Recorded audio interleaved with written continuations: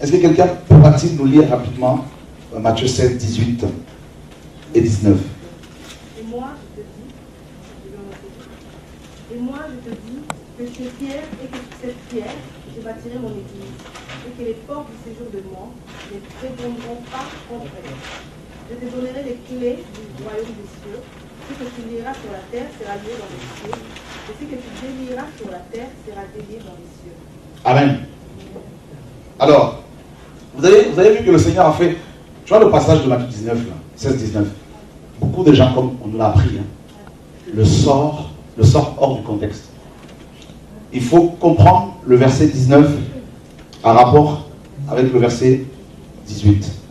D'accord? Le Seigneur dit qu'il donne, qu'il allait bâtir son église et que les portes de l'enfer n'allaient pas la détruire. Donc, le mot séjour de mort ici,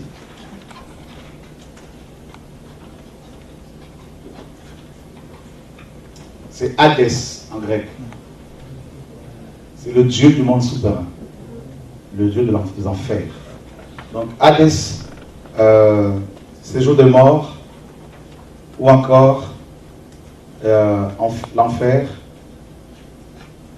ou encore Orcus chez les Romains. Et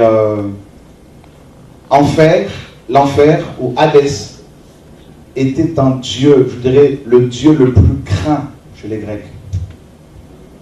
Il était tellement craint que les Grecs ne voulaient pas prononcer son nom, donc ils utilisaient un euphémisme, c'est-à-dire Pilâtre. Donc ils utilisaient cet euphémisme pour parler des portes de l'enfer. Pilâtre signifie aussi porte close. D'accord? Tellement que les Grecs le craignaient, donc ils ne voulaient pas prononcer son nom. Donc ils utilisaient cet euphémisme pour parler de cette divinité. Et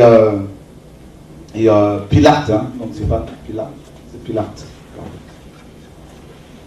Et donc, pour les Grecs, les portes closes, donc Pilate, voilà, personne ne pouvait sortir de ce lieu. Personne. Toutes les personnes qui étaient décédées, comme vous le savez, étaient enfermées, étaient retenues par cette divinité, donc Hadès, ce jour des morts, Pilate. Ces portes étaient tellement infranchissables, tellement immenses, que personne, quelle que soit son fonction, ni Abraham, ni Isaac, ni Jacob, ne pouvait sortir de ce monde. D'accord? Et c'était le démon le plus craint. Hadès travaille avec la mort, avec le démon des morts. Et l'ennemi le plus puissant, le plus dangereux de l'homme, c'est la mort. D'accord? Face à la mort, nous sommes tous impuissants. Noirs, riches, pauvres, blancs, tout le monde, il passe. Et c'est pour cela que c'est le démon le plus craint. C'était le démon le plus craint chez les Grecs. Donc voilà pourquoi le Seigneur, quand le Seigneur est arrivé maintenant, il dit aux apôtres, qui connaissaient bien sûr cette divinité, parce que tout le monde le connaissait dans le monde romain de l'époque. Alors tout le monde la connaissait. Et là le Seigneur leur dit justement qu'il allait bâtir une nouvelle nation. Parce que ce démon-là dominait toutes les nations. D'accord? Tous les rois de la terre. Et le Seigneur dit maintenant qu'il allait bâtir une nouvelle nation à qui il allait donner les clés de David. Et quand il allait ouvrir les portes, donc notamment ces portes-là, personne n'allait les fermer. D'accord? Et que quand il allait les fermer, personne n'allait sortir de là. Ni ce démon-là. C'est pour ça que Satan sera enfermé pendant 1000 ans dans un abîme. Il ne pourra pas en sortir avant les 1000 ans. Donc vous vous rendez compte de la puissance que l'Église a reçue, l'autorité que l'Église a reçue en tant que nation, et non en tant que bâtiment, en tant que dénomination. C'est terrible. C'est-à-dire, c'est les clés du royaume des cieux ouvrent toutes les portes, donc même les portes les plus fermées, les plus closes, ne résistent pas, ne pourront pas résister aux clés du royaume de Dieu. C'est terrible, hein? C'est pour cela que le Seigneur, quand il est arrivé, qu'est-ce qu'il a fait? Il a réveillé les morts. Pour lui, tout le monde était endormi. 4 jours après l'enterrement de Lazare, le Seigneur le réveille. Et les portes d'enfer ne pouvaient qu'obéir. Vous vous rendez compte? Abraham et tous les prophètes qui sont morts, on parle du Saint Abraham, eux n'étaient pas dans l'Hadès. Ils étaient retenus par Hadès. Non. On peut le lire. Le sang d'Abraham, ce n'est pas Abraham. Il ne faut pas voir Abraham comme Abraham, l'homme Abraham. C'est un langage prophétique pour nous parler du Père. C'est tout. On va lire un passage dans 1 Samuel. On va prendre un 1 Samuel. Et Abraham n'était pas en enfer quand il est mort. Il était où Abraham? Ben, dans un lieu que Dieu a préparé. C'est quoi ce lieu? C'était quoi? Ben, c'est un lieu. Non, mais est-ce que tu peux donner un passage? Je n'ai pas les passages en tête. Voilà, mais moi j'ai les passages en tête. Justement. Vous savez que j'aime bien les conférences débat, comme hier. Hein? Et il faut que les chrétiens soient bien enseignés parce qu'on est trop. Voilà, il nous manque la connaissance. Tous ceux qui mouraient avant Christ étaient retenus par Hadès. Tous, sans exception. Est-ce que ce lieu est un lieu de souffrance? On va le voir. On va le voir. Tous étaient retenus par le Dieu Hadès, sans exception. Tous. Comment? Les prophètes, tout le monde. Tout le monde. Oui. Mais pourtant, quand Saul était réveillé par comment s'appelle le roi, Samuel. Oui, Samuel qui l'a fait revenir de Hadès. Bien sûr. Oui, mais il a après redescendu, mais juste venu un petit moment alors. Oui, mais on va le lire justement. Ça, c'est Oh, on va encore nous bousculer hein, aujourd'hui. Alléluia. Oui. Enoch a été enlevé. Enoch et Élie étaient épargnés. Voilà. Pourquoi pas les autres? Parce qu'eux, ils n'ont pas connu la mort. Donc voilà, c'est aussi simple que ça. La mort physique, on dit hors du corps. Bien sûr. Hors du corps, on continue à vivre. Bien sûr. Est-ce que Dieu, ces serviteurs qui ont suivi avant sous la loi, Dieu va les envoyer dans un lieu de tourment et de souffrance? Est-ce que tu crois à la parole? Oui. Ok. Moi, je ne veux pas de raisonnement. Mon combat avec beaucoup de chrétiens, c'est que je leur dis, prenez vos Bibles, vérifiez. Je suis chrétien et fier de l'être. Nous devons être des hommes et des femmes du livre, hein, et non des hommes et des femmes qui raisonnent parce qu'ils ont reçu un héritage de leur père. Je ne cesse depuis hier soir de vous dire, soyons des hommes et des femmes de la parole. C'est important. Sinon, là, c'est comme ça que naissent les dénominations, tout ça. Maintenant, prenons la parole du Seigneur dans 1 Samuel, chapitre 28.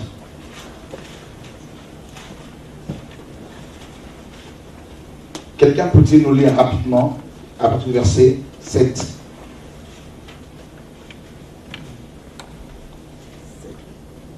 Et Saul dit à ses serviteurs, cherchez-moi une... C'est ça, hein? Ouais. Et Saul dit à ses serviteurs, cherchez-moi une femme qui évoque les morts, et j'irai la consulter. D'accord. Ses serviteurs lui dirent, voici, à Andorre, il y a une femme qui invoque les morts. Alors Saul se déguisa et prit d'autres vêtements, et il partit avec deux hommes. Ils arrivèrent de nuit chez la femme. Saul lui dit, prédis-moi l'avenir en invoquant un mort. Ça, c'est le visage de mon aventure. Et fais-moi montrer celui que je te dirai.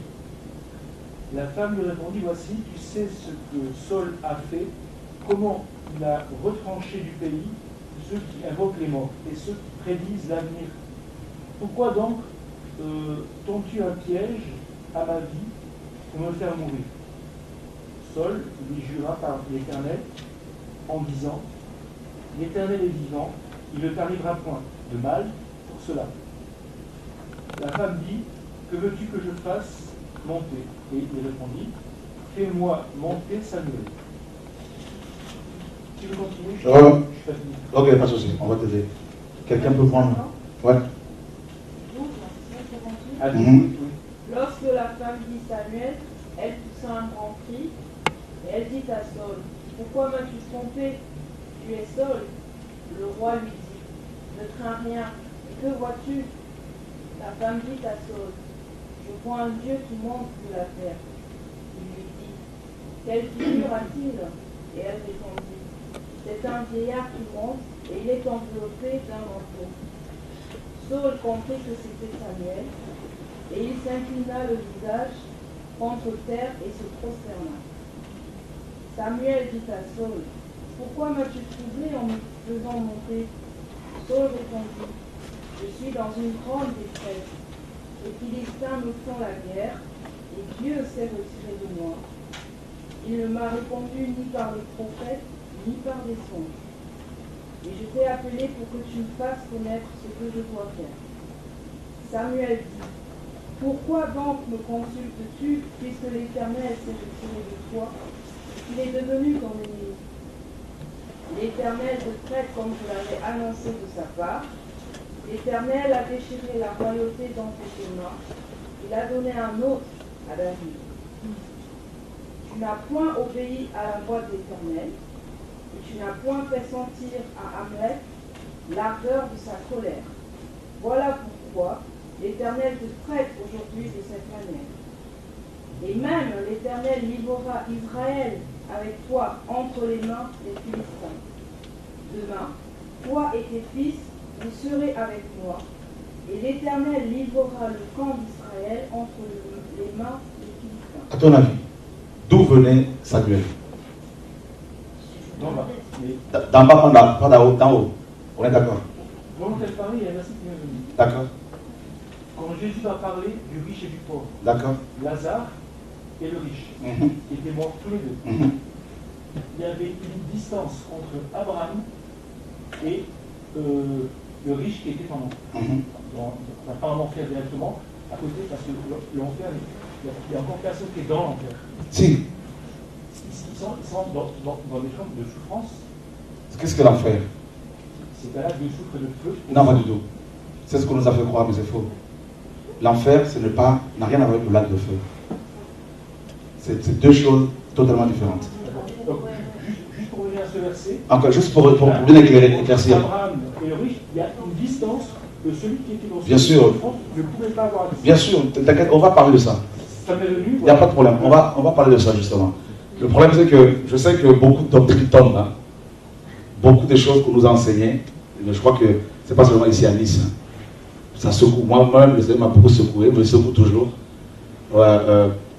Déjà, le mot séjour des morts, en grec, c'est Hadès.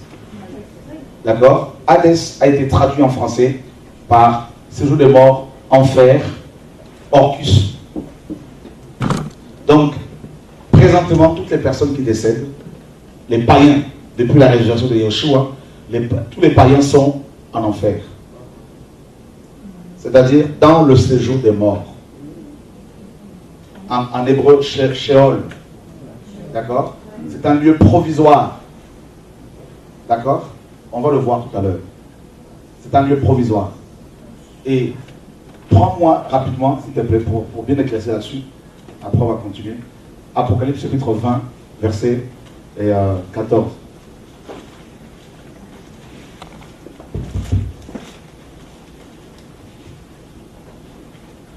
Et là, le séjour des morts, la mer rendit donc les morts qui étaient là en elle, la mort et le séjour des morts rendirent les morts qui étaient en eux. Et chacun fut jugé selon ses œuvres. Donc il y a eu un jugement. Donc ceux qui sont morts ne sont pas encore jugés. Hein. Non, pas du tout. Ils sont dans un lieu, je pense, mais... C'est l'enfer, ou le séjour des morts. Et chacun fut jugé selon ses œuvres. Et la mort et le séjour des morts furent jetés dans l'étang de feu. Voilà. Donc ils furent jetés dans l'étang de feu. Bien sûr. C'est clair. Donc tu as compris que l'enfer et le séjour des morts, c'est deux choses différentes. Voilà. Donc juste pour t'éclairer. Enfin, c'est ce que j'ai dit tout à l'heure. Non, tu as dit que l'enfer, c'est le lac de feu. Oui, enfin, oui, mais c'est le lieu où les morts vont être définitivement jetés. L'enfer, c'est un lieu provisoire. Je ne sais pas si ça s'appelle appelle l'enfer, mais il y a deux lieux en fait. Bien sûr. Présentement, les païens sont en enfer. D'accord? C'est un lieu de souffrance. C'est le lieu où se trouve actuellement l'homme riche. Il est dit qu'il était enseveli et dans le séjour des morts. Donc, il est en enfer présentement. J'ai eu la grâce de visiter ces deux lieux. L'enfer, plus de 6 fois, et le lac de feu, une seule fois. Et là, on nous dit qu'à la fin de temps, lorsque les païens seront ressuscités, ils seront jugés et jetés dans les temps de feu. Et on nous dit que les morts, n'est-ce pas? Non, la mort et le séjour des morts, c'est-à-dire le dieu Hadès, rendront les morts qui sont en eux lors du jugement dernier. Et la mort et le séjour des morts seront jetés dans les temps de feu. Ils vont les rejoindre, Satan, les démons, ainsi que tous les impies. Donc c'est écrit. Donc on ne peut être que d'accord si on aime la vérité. Maintenant, on apprend ici que Samuel qui était mort va être, n'est-ce pas, on va faire appel à lui par Saül. Ce qui est quand même bizarre, c'est qu'un homme de Dieu ne va pas consulter une voyante. Non, nous sommes d'accord. Non, il n'y a pas de souci, t'inquiète pas. C'est biblique. Hein. Voir une voyante pour lui dire de faire monter Samuel. Ah non, mais c'est sûr que si tu le fais, tu vas te posséder. Il y en a qui vont tourner les tables et qui s'inventent des morts. Et il peut y avoir le possible que j'ai entendu des cas où la personne prenait la voix du général de Gaulle, il prenait la voix. Donc les démons se mettent là et portent la voix d'autres personnes. Donc les gens croient que c'est de Gaulle, mais c'est des démons. En fait. Donc là, c'est pas toujours les démons. Ça c'est encore autre chose. Il y a des esprits humains aussi qui ne sont pas sauvés. Il faut le dire. Bien sûr. Donc des personnes décédées. Bien sûr. Maintenant, je ne sais pas si les personnes décédées, une fois qu'ils sont décédés hors de leur corps, peuvent revenir. Je pense qu'ils descendent dans ce lieu pour eux, c'est pas mieux. C'est pas ce que la Bible dit. Peut-être qu'ils peuvent revenir, mais je ne sais pas. Bibliquement parlant, je peux te le prouver aussi. Voilà. Il faut aller sujet par sujet pour... Voilà. Je sais que sinon on ne s'en sort pas, effectivement. Gloire à Dieu. Donc, on apprend ici que Samuel, qui était un prophète de Dieu, d'accord, était dans le séjour des morts, Sheol à l'époque, donc en hébreu, ou encore enfer. C'est pas moi qui le dis, c'est la Bible. Et qu'est-ce qu'on apprend également? Samuel, une fois qu'il fut remonté, il dira à Saül, demain, tes fils et toi seront avec moi. C'est écrit. Pourtant, il était Saül, Dieu n'était plus avec lui. Donc on peut le considérer comme un païen. Et Samuel lui dira que tu seras avec moi demain. Donc toutes les personnes qui décédaient avant l'avènement du Messie, avant Christ, allaient en enfer. Maintenant, les croyants étaient dans le sang d'Abraham, c'est-à-dire le séjour des morts, mais un endroit provisoire où ils attendaient justement la résurrection, la libération par la résurrection de Yeshua. D'accord, et dans ce lieu-là, je ne pense pas qu'ils étaient en train de souffrir. Non, pas du tout. Par rapport aux païens, les païens, par contre, ils souffraient, comme c'est le cas toujours aujourd'hui. Mais par contre, les croyants, non. Et on va prendre Éphésiens chapitre 4, verset 7. Éphésiens 4, 7 à 9. N'hésitez pas si vous avez des questions à poser avant l'enseignement de tout à l'heure sur Babylone. Éphésiens 4, 7 à 9. Mais la grâce est donnée à chacun de nous selon la mesure du don de Christ. C'est pourquoi il est dit, étant monté en haut, il a emmené captive une multitude de captifs, et il a distribué des dons aux hommes. Or, que signifie il est monté, si ce n'est qu'auparavant, il était descendu dans les parties basses de la terre. Et que celui qui est descendu, c'est le même qui est monté au-dessus de tous les cieux, afin qu'il ait rempli toutes choses. Donc merci. Tu vois que lors de la résurrection de Yeshua, en fait, il a libéré tous les croyants qui étaient retenus par le dieu Hadès. On dit qu'ils étaient captifs, c'est pas moi qui le dis. C'était des prisonniers. C'est pas moi qui le dis.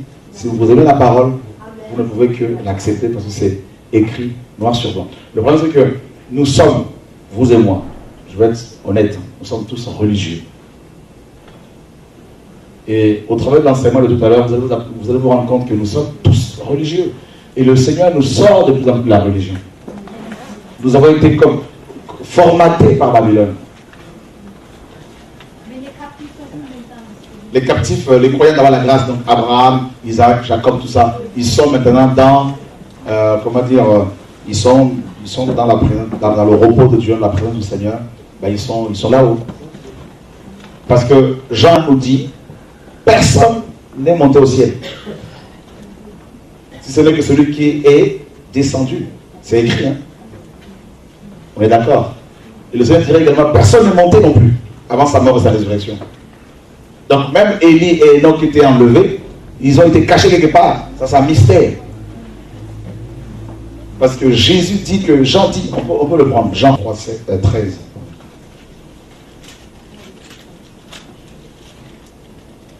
Personne n'est monté au ciel, sinon celui qui est descendu du ciel, le Fils de l'homme qui est dans le ciel. Voilà. Le Seigneur est clair, hein? Personne n'est monté au ciel. Personne. Depuis la chute d'Adam, la porte du ciel était fermée.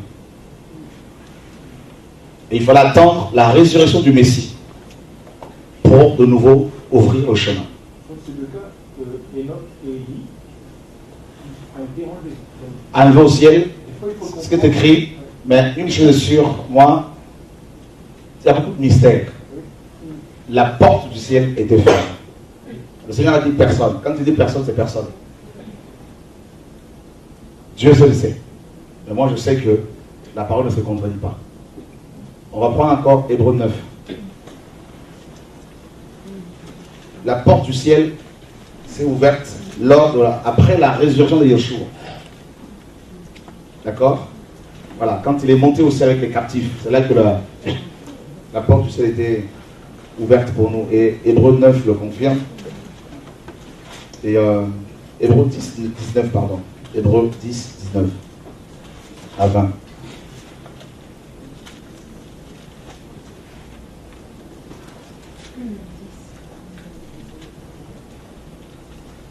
Ayant donc, frères, la liberté d'entrer dans le sanctuaire par le sang de Jésus, chemin nouveau et vivant qui nous a frayés à travers le voile, c'est-à-dire à travers sa chair. Et ayant un grand sacrificateur établi sur la maison de Dieu, approchons-nous avec un cœur sincère, dans une pleine certitude de foi, ayant les cœurs purifiés des souillures d'une mauvaise conscience. Merci. Et le corps lavé d'une autre. C'est clair, hein?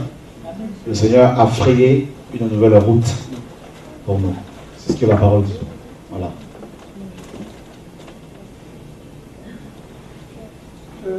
Dans le passage de Luc 16, il est dit que Lazare était conscient. Bien sûr.